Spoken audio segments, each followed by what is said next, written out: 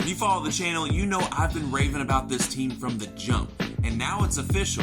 They've now won 7 straight gold medals for Team USA, and if you have not watched them through this entire process, man, you missed out, because this is the best U.S. junior national team of all time.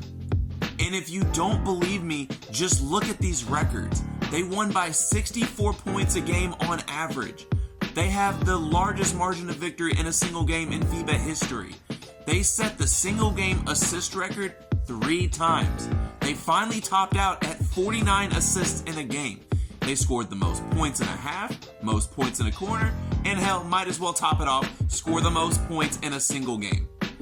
And as you all know, I am the quote-unquote recruiting expert on Less is More Sports podcast, so I think it's only right that I talk about some of these players and officially give you where my top 5 players, regardless of class, are currently. Now, as you all may know, this is all subject to change by into the next recruiting cycle, but this is where they currently stand right now. Starting off at number 1, I gotta go with the tournament MVP himself, Cameron Boozer.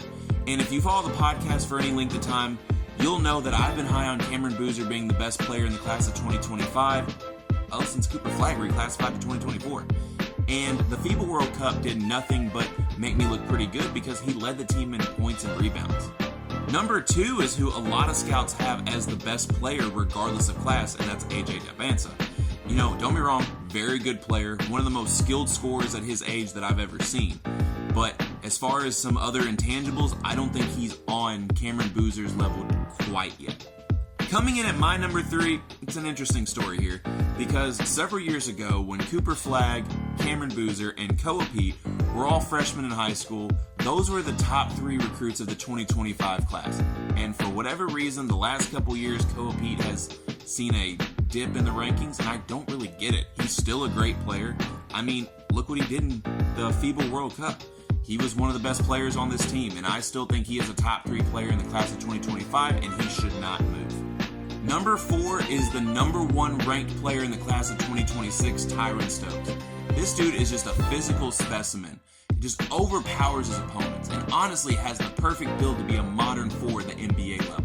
He's honestly got a very nice looking jump shot on top of that.